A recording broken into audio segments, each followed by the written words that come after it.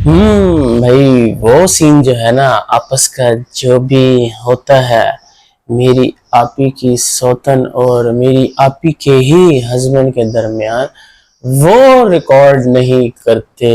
और मेरी आपी सोचती रहती है बेचारी, दिल ही दिल में बुरे बुरे ख्यालात आते हैं कि आखिर ये आपस में करते क्या हैं। बाकी तो ये सब कुछ रिकॉर्ड कर लेते हैं, लेकिन जो दिखाने वाली चीज है ना, जो मेरी आपकी को देखने वाली चीज है, वो रिकॉर्ड नहीं करते। उसके अलावा वो डेली क्या खाते पीते हैं वो भी नहीं दिखाते। बस वो ऐसे ही पोटैटो पोटैटो, और उसके अलावा कभी पुलाव और कभी मिक्स सब्जी, और कभी जैसे कल के ही व्लॉग में मटन और साथ में मटर आलू की भुजिया। नाश्ता जो है रेडी होके आ चुका है। आलू मटर मटन और गर्मा गर्म तवे की रोटी। वो तो कुछ दिखाता ही नहीं है। मेरी यहाँ पे जो बेचारी चाय का कप भी उठाती है ना, तो वो चीज ज्यादा हो जाती है। लेकिन वहां पर क्या होता है, मुस्कुरा के बात करते हैं, या आपस में कोई भी सीन होता है उसको रिकॉर्ड नहीं करते। वो सारा कुछ वो ऑफ कैमरा ही होता है। जबकि मैं अपने व्लॉग के लिए अपने ही हस्बैंड के साथ बाहर जाती हूँ, तो ये मोहल्ले की आंटियां बोलती हैं कि ना देखो देखो ये तो हर वक्त घूमती रहती है अपने ही हस्बैंड के साथ, लेकिन कौसर तुम तो हर वक्त घर में तड़ी हुई हो, तुम्हारे तो हस्बैंड ने तुम्हें कैद करके रखा हुआ है, तुम्हारा कोई हक नहीं है अपने हस्बैंड के साथ घूमने फिरने का। उस छोटी उम्र वाली बड़ी बहू को देखो कैसे हस्बैंड के साथ मुस्कुरा के बात करती है, कैसे हस्बैंड के साथ घूमती फिरती है, हंसी मजाक सब कुछ जो है उनका चलता है। लेकिन तुम्हारी तो कोई जिंदगी नहीं है, तुमने तो अपनी जिंदगी बर्बाद कर दी। तो उन मोहल्ले वाली आंटियों की बातों के चुंगल में मेरी जो सौतन है ना, मेरी नहीं मेरी आपी की जो सौतन है ना, वो फंस जाती है, जिस वजह से उसका भी दिमाग खराब होता है। और उसके बाद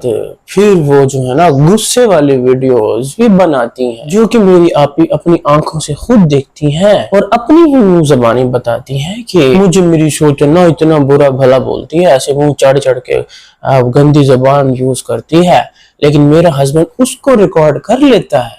ठीक है ना, मेरी आपी का हस्बैंड उसको रिकॉर्ड अच्छे से कर लेता है, लेकिन जब वो हंसती है, जब इनके दरमियान आपस में वो वाला सीन होता है ना, वो ऑफ कैमरा ही होता है। इनके कैमरे को आग लग जाती है। तब इनको दुनिया की कोई होश नहीं होती कि वहां पर एक और जो है ना छोटी उम्र वाली बड़ी बहू भी बैठी हुई है। खैर बातें तो मेरी आपी के पास बहुत ज्यादा थी करने के लिए, परसों भी वो बताना चाहती थी, लेकिन थकावट इतनी ज्यादा हो गई थी ना, शायद मैं डिटेल में कुछ बता ही नहीं सकी कि बेचारी रात को 9 बजे उठ के उसने व्लॉग स्टार्ट किया था, सारा दिन सुती रह गई है। उस सोने की वजह से ना दिमाग जो है ना मेरी आपी का काम ही नहीं कर रहा था। रातों रात जो प्लान बना था ना, जो घोंचू ने बनाया था, जो मेरी आपी को धोखा देके गया था कि मैं इब्राहिम को लेने जा रहा हूँ, और वहां पर जाके दरवाजे पर ही दोनों तैयार खड़े थे सर से पांव तक, ईद मुबारक। और घोंचू तो एक एक चीज दिखा रहा था, वाह जोड़ा ये देखें। हाँ ये भी नहीं कि अपनी तरफ से तारीफ करो कि माशाल्लाह बहुत प्यारी लग रही हो, कैसा जोड़ा मुझे अच्छा लग रहा है, चलो सारा रिकॉर्डिंग कर ले, ऑडियंस को बता रहा है ये देखें। टप्स भी पहने हुए हैं और सूट देखें और शूज देखें। वाह भाई वाह। पूरा जो है ना एक एक पार्ट का शो ऑफ करवा, चूड़ियां दिखाएं, अपने कलर दिखाएं, कितना प्यारा लग रहा है, कितना प्यारा सूट है, और इसने खुद सिलाई किया है। इसको सिलाई जो है ना वो किसी की पसंद ही नहीं आती, चाहे वो मेरी छोटी उम्र वाली बड़ी बहू का ब्रांड सूट ही क्यों ना हो। दिया तो नहीं है वैसे मेरी आपी ने उसको, पहले पिछली ईद पर भी बाहर से उठा के मुंह पे मारा था, चिट्टे वाला सूट है जिस पर फटा हुआ था।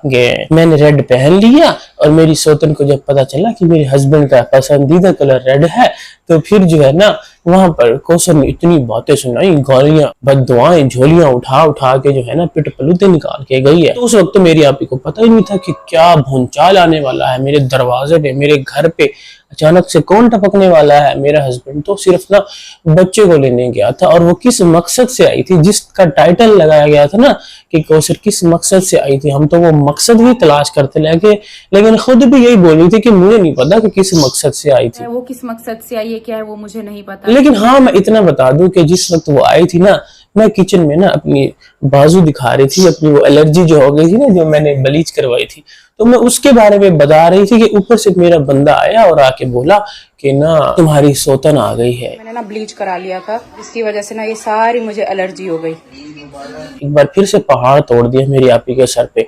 पहले भी जो है ना शादी करके आके मेरी आपी को ऐसे बताया कि मेरे तो वो बचपन का प्यार था 13 साल, तो मैं उसको लेके आने वाला हूँ, और फिर मेरी आपी ने पूरी अरेंजमेंट की थी ना, खुद भी दुल्हन बन के बैठी और सारी तैयारियां की और सारे फंक्शन जो है ना वो लाइव दिखाए गए कि किस तरीके से मेरा हस्बैंड सौतन को लेने जा रहा है। लेकिन इस बार हस्बैंड ने जो है ना आके बता दिया कि सौतन जो है ना वो आई खड़ी है बाहर।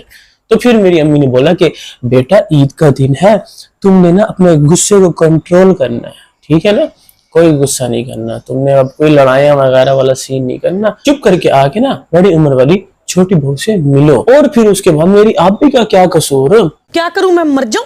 सारी साजिश तो वो दोनों ही करके आए थे।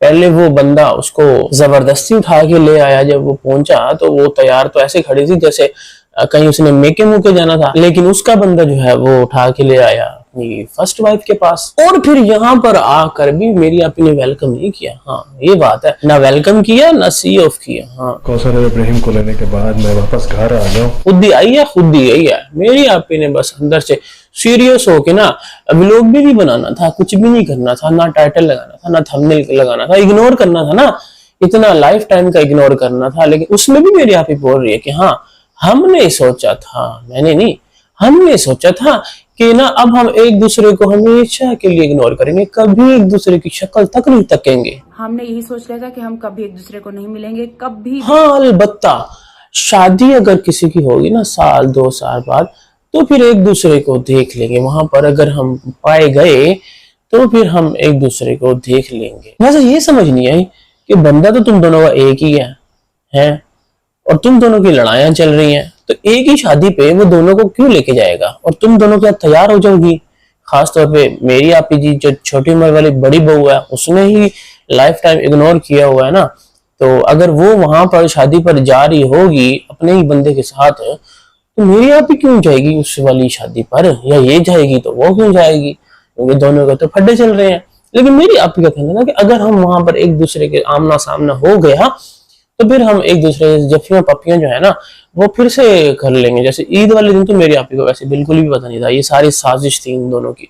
पहले वो बंदा लेके आया, उसके बाद मेरी आपी इतनी सीरियस थी, उसने कोई व्लॉग नहीं बनाना था, कोई शूट नहीं करना था, लेकिन जो है ना वो शूट भी जो है ना चोरी चोरी चुपके चुपके जो है ना वो किया गया, वो हिडन कैमरे के साथ वो व्लॉग बनाया गया। और उसके बाद फिर उस बंदी ने जो सौतन है ना छोटी उम्र वाली बड़ी बहू, उसने मेरी आपी को गुदगुदियां की, ऐसे ऐसी गुदगुदियां की कि मेरी आपी के ऐसे हासे निकल आए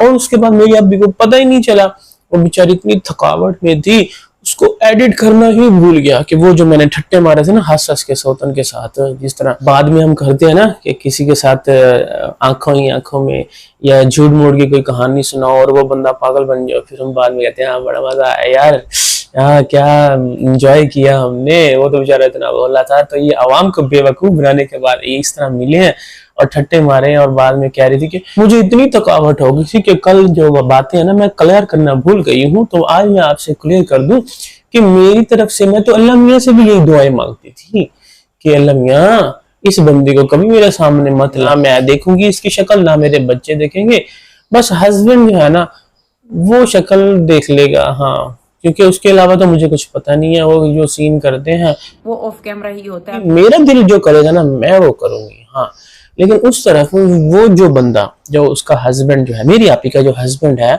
वो कौसर के पीछे धुन छल्ला बन के उसको चूड़ियां ला के दे रहा है, उसको कपड़े ला के दे रहा है, उसको मेहंदी ला के दे रहा है, उसको सवैयां ला के दे रहा है। ब्लैक कलर की चूड़ियां चेक करो मैच है।